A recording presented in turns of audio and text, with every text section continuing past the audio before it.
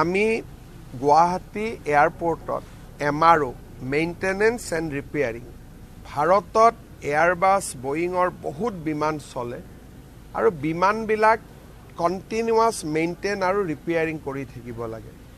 তাৰ হাব এটা এতিয়া অসমত আমি স্থাপন কৰাৰ দিশত আগবাঢ়িছোঁ। গুৱাহাটী বিমানবন্দৰ প্ৰাধিকৰণে ৰাজ্য চৰকাৰৰ লগত সহযোগিতা কৰি এই MRO ইউনিটটো স্থাপন কৰিব। এৰোনেটিক্স আৰু এভিয়েশ্যনৰ ক্ষেত্ৰত আমাৰ যুৱক যুৱতীসকলৰ কৰ্ম সংস্থাপনৰ নতুন পথ এটা মুকলি হ'ব। আপোনালোকে যেনেকৈ দেখিছে কেইদিনমান আগতে আমি HDFC বেংকৰ ডিজিটেল ফেক্টৰী আৰম্ভ কৰিলোঁ। ইনফোচিছে ডেভেলপমেণ্ট চেণ্টাৰ অসমত আৰম্ভ কৰিছে। TVSে অসমত ডেভেলপমেণ্ট চেণ্টাৰ আৰম্ভ কৰিছে। আমাৰ উচ্চ শিক্ষিত বিশেষকৈ ছায়েন্স গ্ৰেজুৱেটখিনিয়ে লাহে লাহে MTech, BCA, science graduate, IT এই ক্ষেত্ৰত পঢ়া শুনা কৰা ল'ৰা ছোৱালীবিলাকে যাতে অসমতেই চাকৰি পায় তাৰ কাৰণে আমি বিভিন্ন ব্যৱস্থা হাতত লৈছোঁ।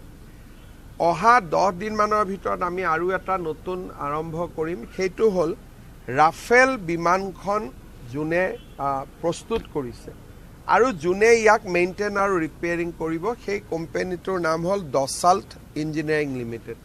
তেওঁলোকে গুৱাহাটী ইঞ্জিনিয়াৰিং কলেজত হাব এটা নিৰ্মাণ কৰিছে, আমি উদ্বোধন কৰিম, যাতে আমাৰ গুৱাহাটী ইঞ্জিনিয়াৰিঙৰ ল'ৰাই ৰাফেল বিমানৰ যিটো ইক'ছিষ্টেম তাত যাতে কাম কৰিব পাৰে।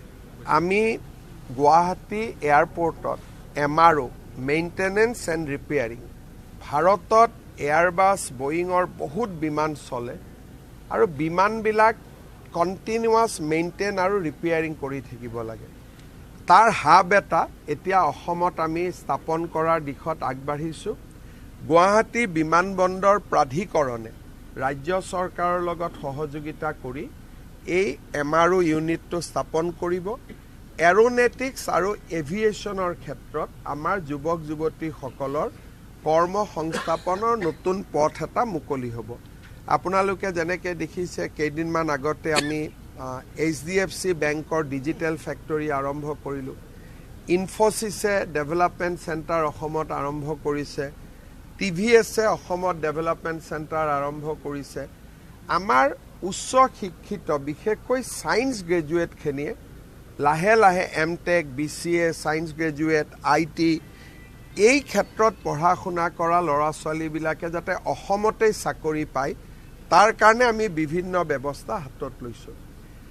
অহা 10 দিনমানৰ ভিতৰত আমি আৰু এটা নতুন আৰম্ভ কৰিম। সেইটো হ'ল ৰাফেল বিমানখন যোনে প্ৰস্তুত কৰিছে আৰু যোনে ইয়াক মেইনটেইন আৰু ৰিপেয়াৰিং কৰিব সেই কোম্পানীটোৰ নাম হ'ল দছাল্ট ইঞ্জিনিয়াৰিং লিমিটেড।